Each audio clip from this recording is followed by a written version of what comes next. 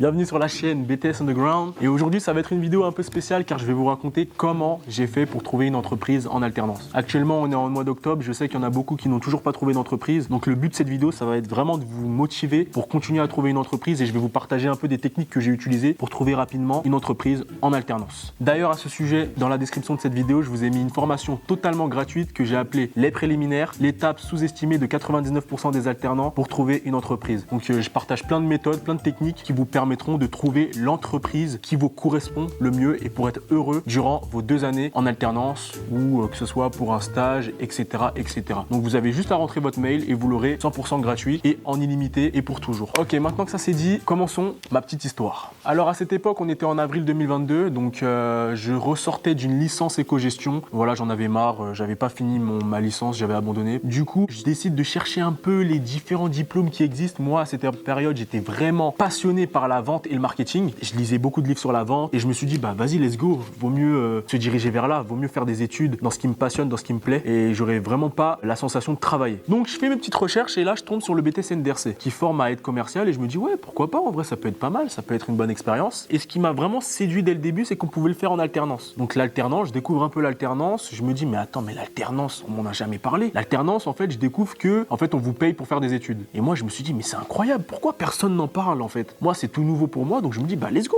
on va faire ça. On va faire un BTS en alternance, ça va me permettre de gagner de l'argent, de faire des études et surtout de pratiquer ce que j'apprends à l'école et de pouvoir me faire une carrière professionnelle, on va dire. Donc je me lance dedans, déjà je cherche une école, je l'ai trouvé super rapidement parce que j'avais un très bon réseau, donc je connaissais quelques personnes qui pouvaient me mettre en relation et du coup j'ai trouvé très facilement mon école. Par contre, mon entreprise, j'ai un peu galéré, donc on était en avril et on se rapprochait des vacances.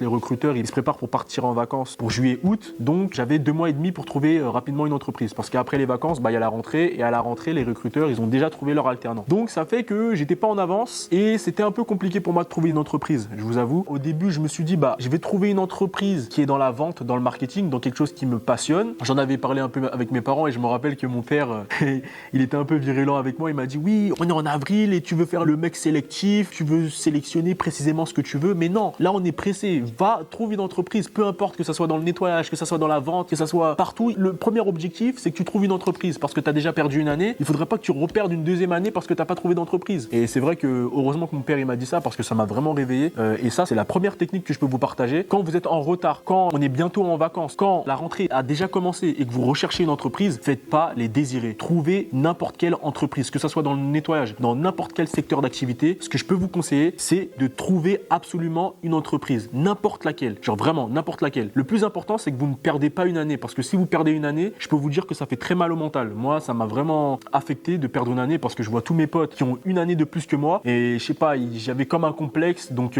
franchement, si vous êtes en retard et qu'on est en mode avril, mai, juin, juillet, trouvez une entreprise quoi qu'il en coûte, peu importe dans quel secteur d'activité c'est. Donc voilà, une fois que mon père il me dit ça, bah, ça me réveille et je me dis ok, bon je vais postuler partout en fait. Je vais postuler partout, je vais bourriner, je vais postuler absolument partout. Donc c'est ce que j'ai fait. Alors je vais pas vous mentir, ce qui m'a vraiment beaucoup aidé, c'est la conseillère pédagogique parce qu'elle a vu qu'à cette période j'étais vraiment très motivé pour trouver une entreprise. Elle a vu que je courais à droite à gauche, j'ai rédigé énormément de CV, contacté les recruteurs, etc. Du coup ça fait que je me suis mis entre guillemets la conseillère pédagogique dans la poche. C'est-à-dire que elle m'a beaucoup mis en avant au niveau des patrons et des personnes qui recherchaient des alternants. Et ça, c'est le deuxième conseil que je pourrais vous donner. Montrez autour de vous que vous recherchez une entreprise. Montrez, il faut même que vos proches, vos parents, vos oncles, vos tantes sachent que vous trouvez une entreprise. Restez pas dans votre coin à dire que oui, bah, je vais chercher, mais je sais pas si je cherche. Non, il faut que tout le monde, même vos voisins, sachent que vous cherchez une entreprise pour faire une alternance. C'est super important. Ça va vous permettre de créer un réseau et que les personnes autour de vous puissent faire la promotion de votre profil et pour que vous trouviez une entreprise. C'est super important, croyez-moi. Donc ma conseillère pédagogique, voilà, elle me met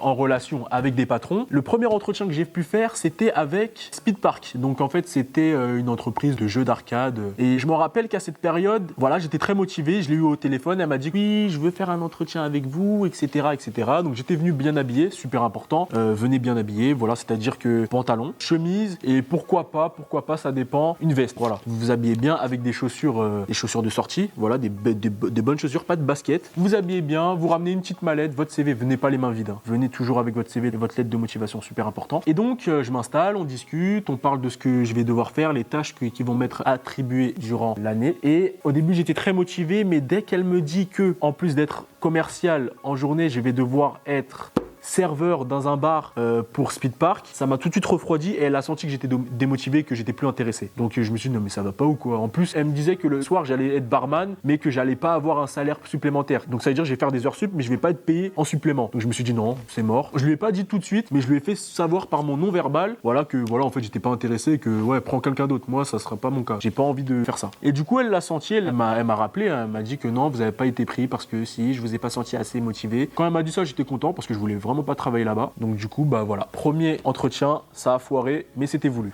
Ensuite, deuxième entretien, cette fois-ci je l'ai fait dans un concessionnaire de voitures. Alors je m'en rappelle, c'était à 30 minutes de chez moi, donc ça c'était un peu spécial parce que en fait c'était un concessionnaire de voitures de luxe, des voitures sportives et ça m'avait motivé, j'étais super content, je me suis dit ah la classe, je vais vendre des voitures chères et vraiment ce qui m'a motivé, pourquoi je voulais absolument travailler là-bas, parce que je me suis dit en fait si je vais vendre des voitures aussi chères, ça veut dire que je vais pouvoir peut-être gratter un peu de commission, c'est-à-dire que quand je vais faire une vente, bah, je vais avoir mon salaire va augmenter tout simplement, je vais avoir des petites redevances on va dire. Et ça m'a beaucoup motivé et donc du coup ils m'appellent, ils sont intéressés par mon profil, moi j'ai dit que ouais, moi je voudrais bien travailler pour vous. Donc on fait un entretien. Alors je me rappelle que ce jour-là, lors de l'entretien, c'était un peu impressionnant parce que j'arrive et je vois qu'ils sont 3. En fait on fait l'entretien à 4, moi je suis tout seul et eux ils sont 3 devant moi. Je me rappelle comme si c'était hier. Il y en avait un qui me posait les questions, une autre qui m'observait. En fait on aurait dit qu'elle m'analysait, elle regardait mon non-verbal et il y en avait une troisième qui prenait des notes. Voilà, qui prenait des notes sur mes réponses, etc. Et moi c'était la première fois, moi les entretiens, je m'attends à ce qu'il y ait qu'une seule personne devant moi et on parle. Sauf que là c'était pas le cas et ça m'a vraiment stressé au début. Mais j'ai pu gérer, ça va, j'ai pu gérer. J'ai tellement géré qu'ils m'ont rappelé pour un deuxième entretien. Cette fois-ci c'était un entretien où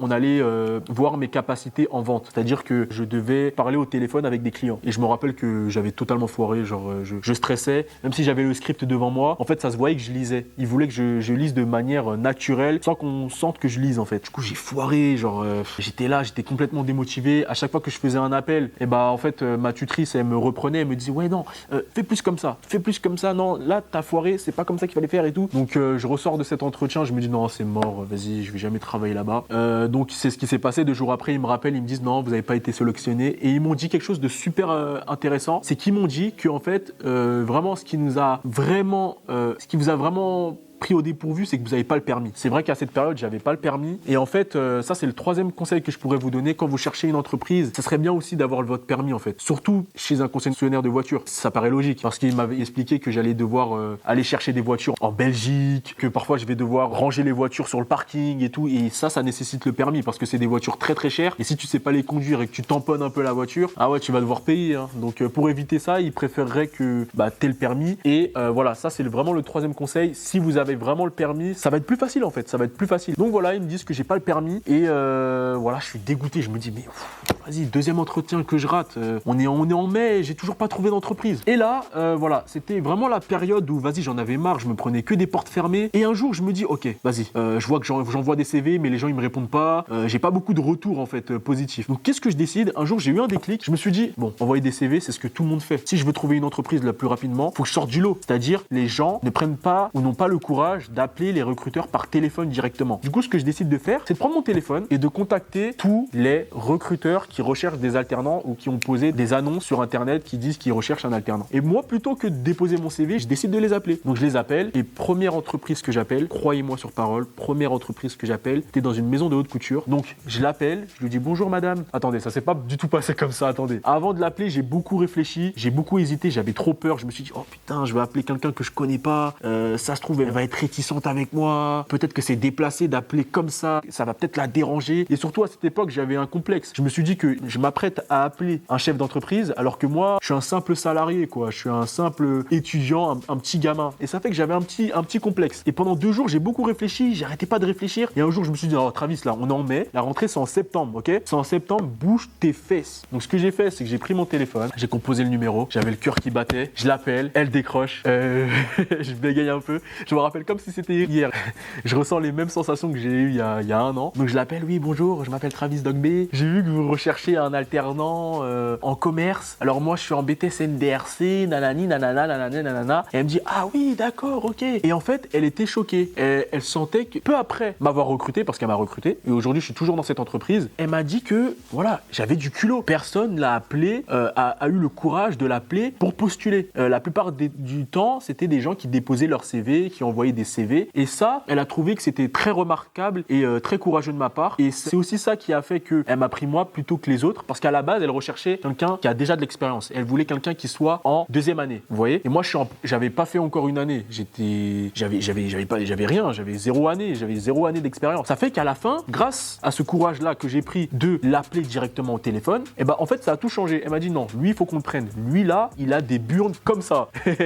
Elle s'est dit ça. Ça veut dire qu'il est pas timide. Ça veut dire que quand il va aller chercher des clients, il va y aller. Il va pas avoir peur. Il va tout décrocher. Il va tout arracher. Donc, j'ai intérêt à le recruter. Du coup, elle m'a proposé un entretien. Ça s'est super bien passé. Elle m'a posé des questions. Je lui ai envoyé mon CV. Et en fait, toutes les questions qu'elle m'a posées, c'était en relation avec mon CV. Voilà. Oui, j'ai vu que vous avez un niveau d'anglais. Oui, j'ai vu que vous avez travaillé pour une association. Oui, j'ai vu que si, ça. Je me débrouille bien. Sauf que elle veut un deuxième entretien. Alors là, ça va être un deuxième entretien où, en fait, elle a demandé à ses amis commerciaux de me tester pour voir si je suis fort en vente, si j'arrive à bien parler, si je suis éloquent, parce que quand il faut vendre des produits pour être commercial, il faut savoir parler. Et donc, voilà, je fais un entretien avec ses amis commerciaux. Ça se passe super bien. Elle me pose des questions sur le marketing, sur la vente. Voilà, moi, je parle beaucoup. Elle écoute comment je formule mes phrases, comment je parle. Et moi, je le savais qu'elle allait m'écouter. Donc, du coup, j'ai un peu préparé, voilà, cet entretien, ma manière de parler, ma manière de formuler mes phrases, etc. Ça, c'est super important aussi. Ça paraît logique en entretien. Réfléchissez avant de parler. Ça paraît logique, mais je préférais quand même vous le dire. Et ça se passe super bien. Deuxième entretien, ça se passe super bien. Et du coup, 2 jours après, elle m'annonce que oui, j'ai réfléchi et je vais vous prendre vous. Et j'étais super content. Elle m'avait pris, on était en juin quand elle m'a pris. Et carrément, elle voulait me prendre et elle voulait que je commence en mois de juillet. Jusqu'à juillet, août, jusqu'à la rentrée. Sauf que à cette période-là, j'ai pas pu parce que j'avais déjà postulé pour McDo. Et donc voilà, j'avais trouvé mon entreprise, j'étais super content. J'avais trouvé mon entreprise, franchement in extremis, parce que j'aurais pu vraiment ne pas trouver d'entreprise. Et d'ailleurs, voilà, ça c'est le dernier conseil que j'aimerais vous donner. Démarquez-vous, n'ayez pas peur. Appelez-les, il faut que vous dépassez votre peur. N'hésitez pas, envoyer des CV, ça suffit pas. Ne vous focalisez pas que sur les CV. Allez-y, déplacez-vous, prenez le temps de vous déplacer. Ça prend quoi? Vous avez plein. C'est soit ça, ou soit vous ratez une année, ou soit vous n'avez pas d'entreprise. Donc n'ayez pas peur, allez-y. Ils vont pas vous manger. Peut-être que ça va être compliqué au début, mais même si là vous avez fait beaucoup d'entreprises, n'abandonnez pas, continuez. Je vous jure que ça va arriver. J'aurais pu abandonner lorsque le concessionnaire de voiture m'a dit non, mais non, j'ai continué et surtout ayez la rage de vaincre. Genre vraiment, soyez motivés. Vous dites pas ouais, je vais essayer. Voilà, je vais essayer de trouver une entreprise. Non, vous devez trouver une entreprise. Normalement, ça devrait pas être trop dur si vous êtes en BTS NDRC comme moi, parce qu'en BTS NDRC, vous êtes commercial, donc vous devez vendre un produit. Et si vous arrivez déjà pas à vous vendre à un recruteur, comment vous voulez vendre un produit, d'accord? Donc allez-y, ils vont pas vous manger, dépassez votre peur et je vous promets que vous allez trouver une entreprise. Et si on est en octobre, novembre, décembre, perdez pas espoir. Vous dites pas que l'année elle a déjà commencé, c'est trop tard. Non, continuez à trouver une entreprise et je vous promets que vous allez faire la différence et que vous allez la trouver. Donc c'était super important pour moi de faire cette vidéo pour partager un peu mon expérience. Peut-être que ça peut vous donner de la force, peut-être que ça peut vous donner de la motivation. En tout cas, si je vous ai donné un peu de force, un peu de motivation, voilà, j'aimerais quelque chose en retour quand même. Abonnez-vous, likez, commentez aussi. Donnez-moi aussi un peu des idées d'autres vidéos que vous aimeriez voir sur la chaîne, parce que là, il y a du très très lourd qui va arriver. N'hésitez pas aussi dans la description, formation gratuite, totalement gratuite. Ceux qui n'ont pas trouvé d'entreprise, c'est pour vous cette formation. Je l'ai faite vraiment pour vous. C'est ciblé pour que vous puissiez trouver l'entreprise qui puisse vraiment vous plaire et dans laquelle vous puissiez vous épanouir. Donc c'est totalement gratuit, c'est dans la description. Sur ce, je vous laisse et puis à bientôt.